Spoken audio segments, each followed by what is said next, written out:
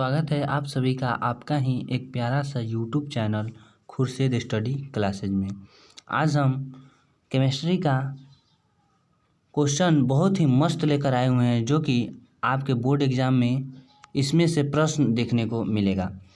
आप लोग अगर इस क्लास को पूरा देखते हैं तो उम्मीद है कि सॉलिड स्टेट से जितने भी ऑब्जेक्टिव पूछे जाएंगे आप लोग आसानी से उसे बना सकते हैं। चलिए आज का क्लास शुरू करते हैं। इस क्लास में बच्चों केवल ऑब्जेक्टिव प्रश्न को कवर किया जाएगा, क्योंकि आप लोग जानते हैं से बिहार बोर्ड के द्वारा 35 ऑब्जेक्टिव बनाना होता है बच्चों को, जिसमें से 70 प्रश्न रहता है, लेकिन 35 को आप लोग को बनाना पड़ेगा। अनिवार्य है 35 बनाना। अगर 35 में 35 ऑब्जेक्टिव आप लोग अगर सही वहाँ पर भर कर आते हैं तो उम्मीद है कि आपका स्कोर बहुत ही अच्छा होगा।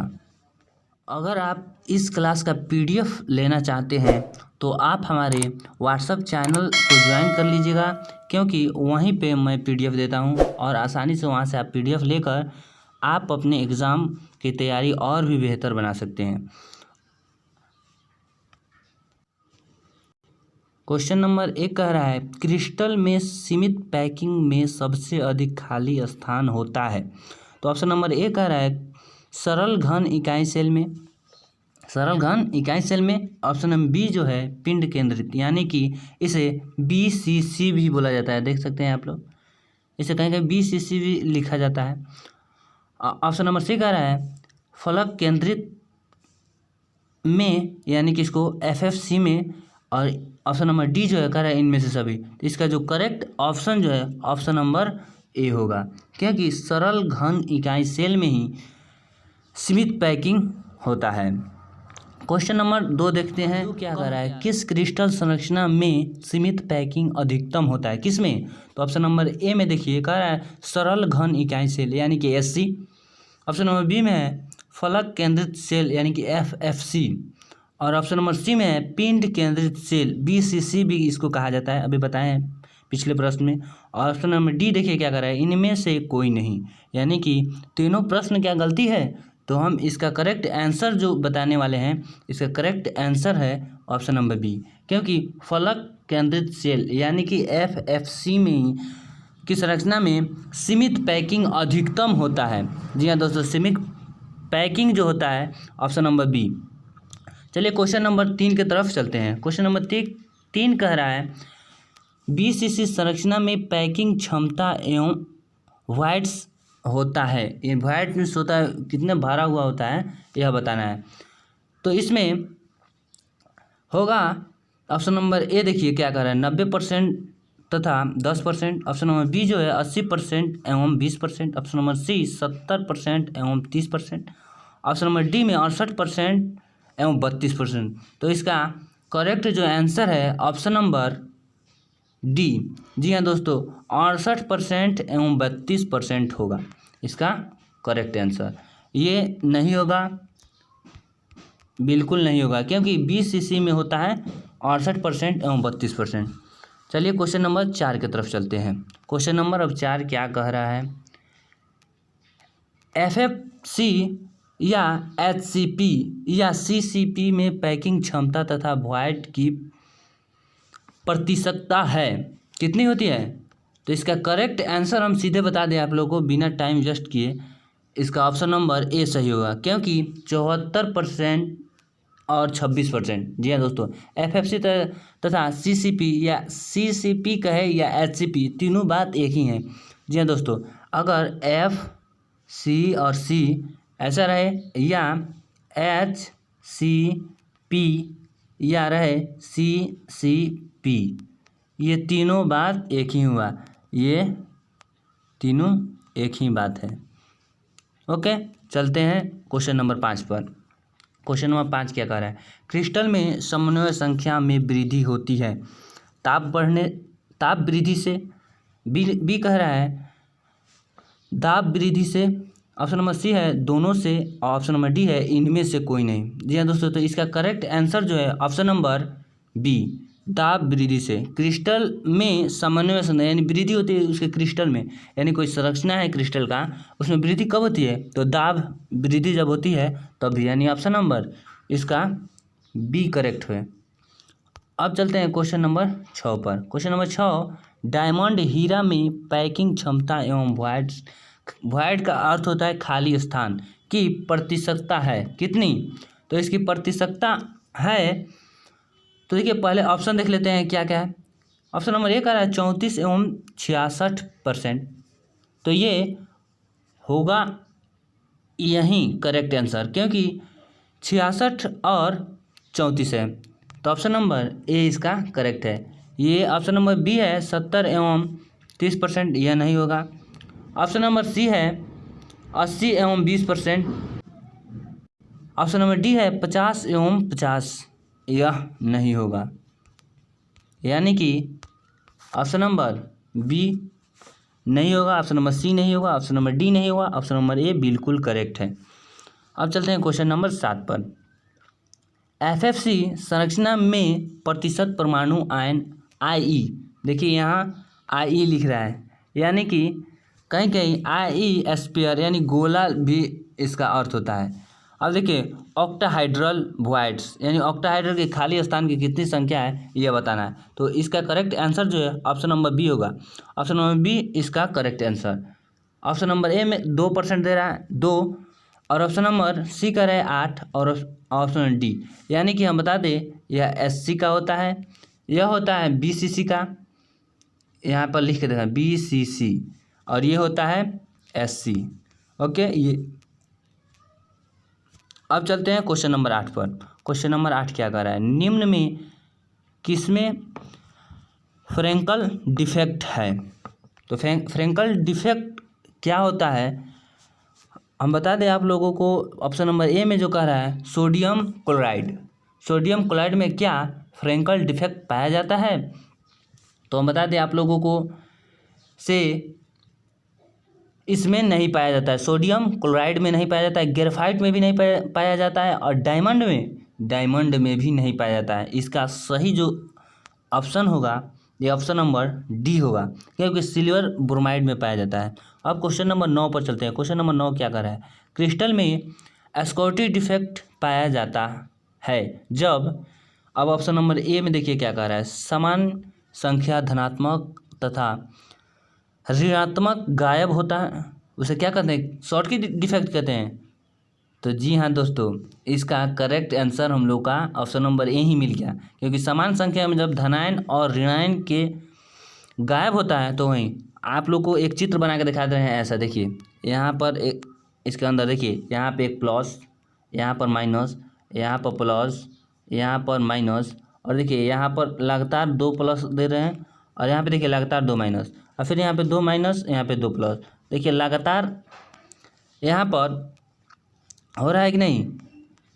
देखिए लगातार यहाँ पर एक ही जैसा सिंबल दिखाई दे रहा है, यहाँ पर देखिए, यहाँ पर, और फिर यहाँ पर देख सकते हैं, यहाँ पर देखिए, ये सब लगातार सिंबल दिखाई दे रहा है। इसलिए इसका जो करेक्ट आंसर होगा, देखिए ये लगातार गायब हो रहा है, इसलिए इसे समान संख्या में धनायन और ऋणायन गायब हो जाना, अपने निर्धारित स्थान जो उसको दिया गया है, यानी सीरीज बाय सीरीज, जैसे कि एक बार प्लस तो एक बार माइनस, फिर एक बार प्लस फिर एक बार माइनस, ऐसे करके अगर रहे तभी हम उसको शॉर्टकी डिफेक्ट नहीं मानेंगे, क्योंकि वो लाइन से सीरीज बाय सीरीज है। और जब भी मान के चलिए एक प्लस फिर प्लस और फिर माइनस माइनस, फिर उसके बाद माइनस माइनस, फिर प्लस प्लस, ऐसे करके रहे तो उसी को शॉर्टकी डिफेक्ट कहा जाता है।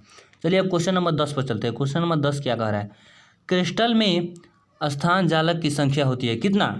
स्थानीय जालक की उसमें कितनी संख्या होती है? ऑप्शन नंबर ए कह रहा है 20, ऑप्शन नंबर बी कह रहा है 14, ऑप्शन नंबर सी है 230, ऑप्शन नंबर डी है 13। तो इसका जो करेक्ट आंसर है option number 14, option number B, यानी कि 14 होगा। इसलिए 14 होगा क्योंकि जालक की संख्या जो होती है 14। जी हाँ दोस्तों, जालक की संख्या कितनी होती है? 14। तो इसका correct answer option number B. Question number 11, sodium तथा पोटेशियम क्रिस्टलीकृत संरचना है एफएफसी का है? नहीं, एफएफसी का बिल्कुल नहीं है, बीसीसी का। जी हाँ दोस्तों, सोडियम तथा पोटेशियम क्रिस्टलीकृत संरचना जो है BCC का है। इसका correct option number B. Option number C देखिए SC का रहा है। और ये नहीं होगा, ट्राइलाइनिक इसलिए नहीं होगा क्योंकि यह होता ही नहीं है किसी का, इसलिए यह ऑप्शन गलती, ऑप्शन नंबर सी गलती, ऑप्शन नंबर डी गलती, इसलिए ऑप्शन नंबर बी बिल्कुल करेक्ट होगा। क्वेश्चन नंबर 12 देखते हैं। क्वेश्चन नंबर 12 का है लेड जिरकोनेट PbZrO3 है क्या? एनल फेरोक्लेटिक फेरोइलेक्ट्रिक। और ऑप्शन नंबर सी का रहा है डाईमैग्नेटिक। ऑप्शन नंबर डी जो है, ऑप्शन नंबर डी में देखिए क्या रहा है पैरामैग्नेटिक। तो इसका करेक्ट जो ऑप्शन होगा तो ऑप्शन नंबर ए होगा एना फेरोलाइटिक्स, ऐसा ही ये लिखा हुआ देखो यहाँ पे, ऑप्शन नंबर ए करेक्ट है।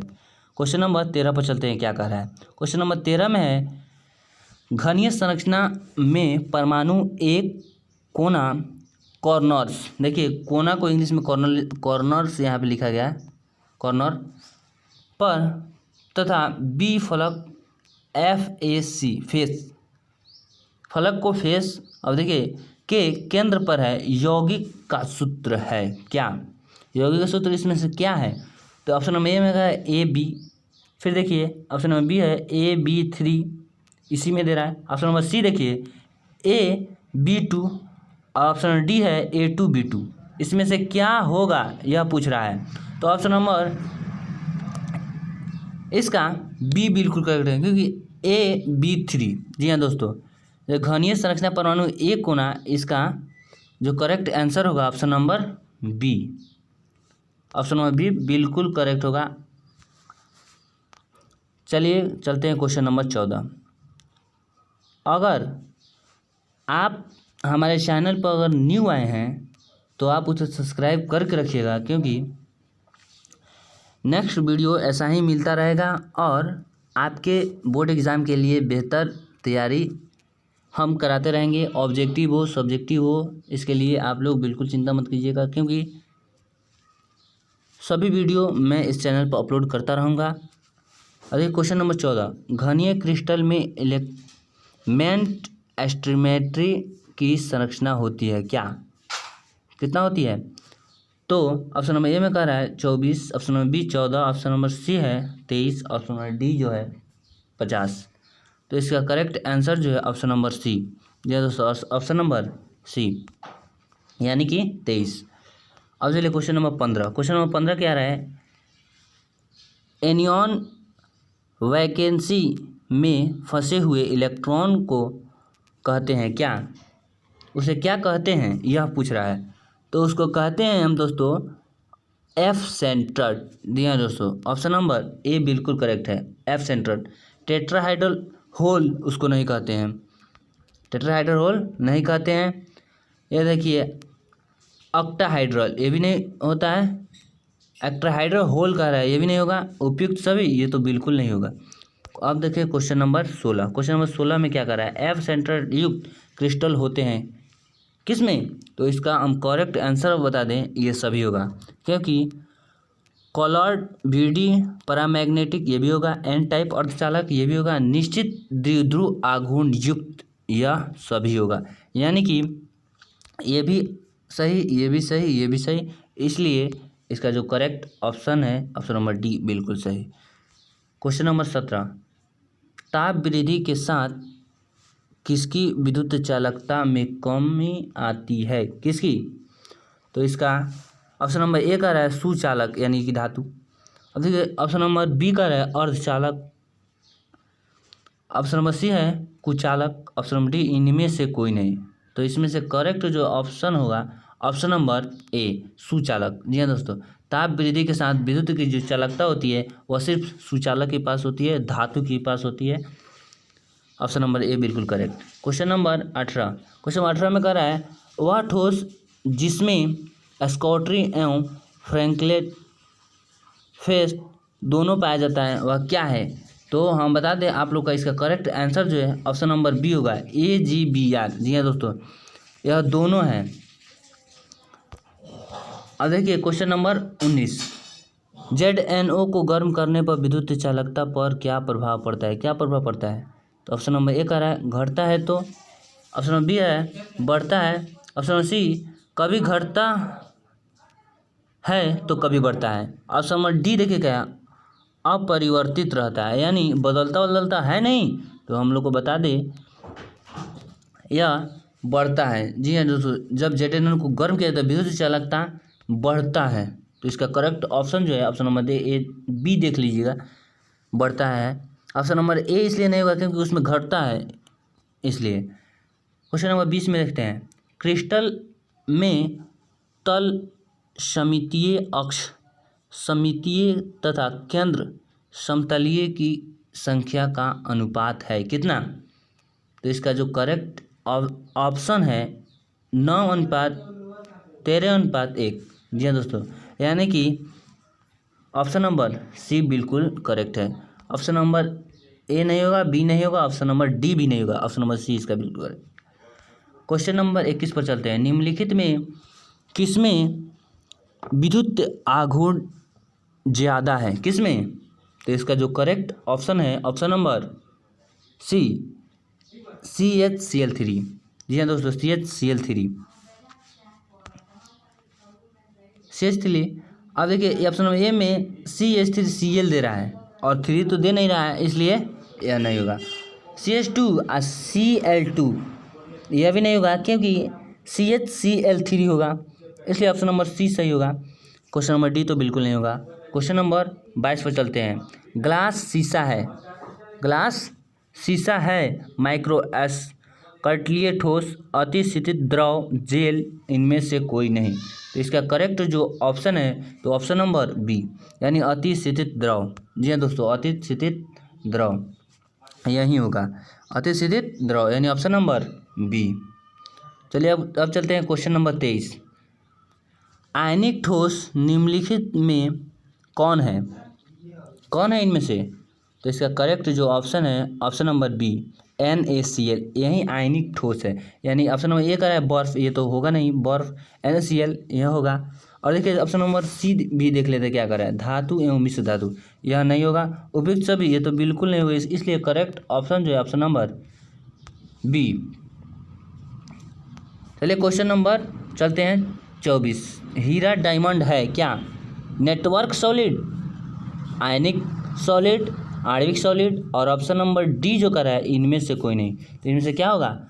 इनमें से करेक्ट इसका ऑप्शन होगा तो ऑप्शन नंबर ए, क्योंकि नेटवर्क सॉलिड यानी हीरा क्या है तो नेटवर्क सॉलिड। यह प्रश्न बिहार बोर्ड के द्वारा पूछा गया है और यह उम्मीद है कि आप सभी के 2024 एग्ज़ाम में ज़रूर पूछेगा,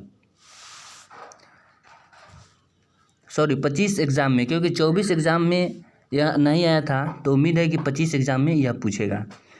अब चलिए क्वेश्चन नंबर 25, NaCl आयनिक ठोस में धनायन तथा ऋणायन का समन्वय है कितना? धनायन और ऋणायन का कितना है?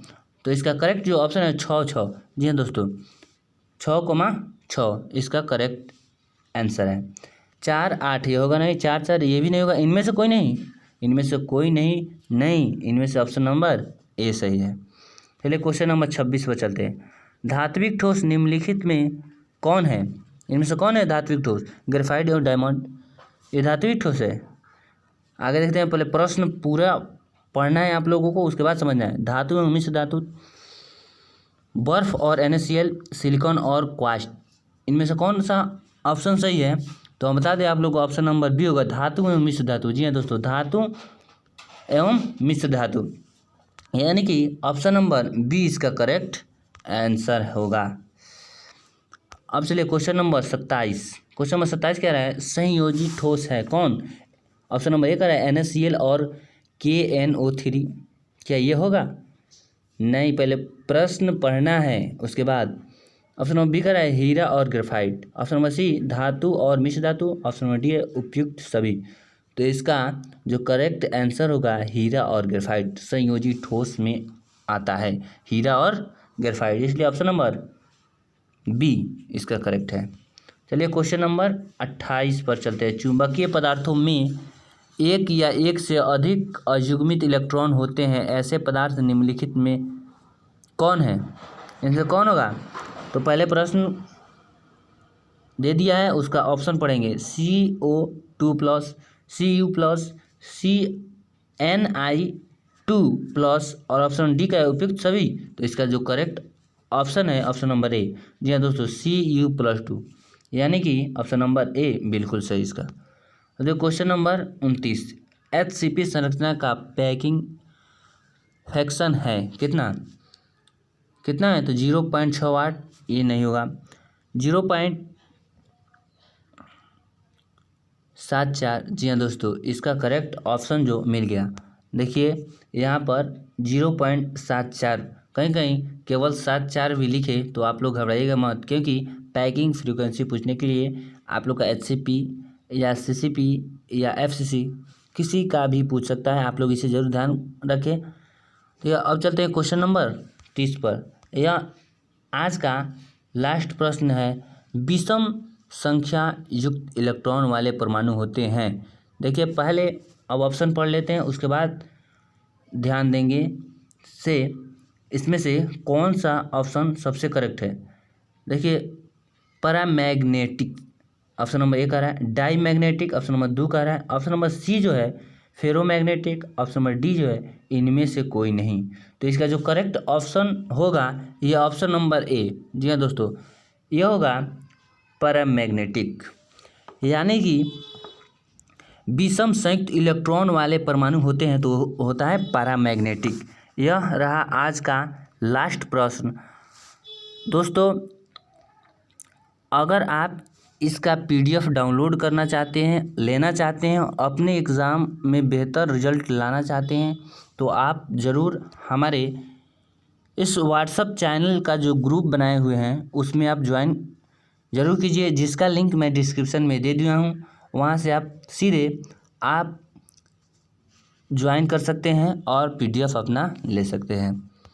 चलिए, अगर आप हमारे चैनल पर न्यू आए हैं तो आप सब्सक्राइब जरूर कर लीजिएगा और बेल आइकन के घंटी को प्रेस कर लीजिएगा, क्योंकि आने वाले नेक्स्ट वीडियो आपको मिलता रहे और आपकी एग्ज़ाम में जो बेहतर मार्क्स आए उसमें आप बेहतर कर सकें। Thank you watching this video.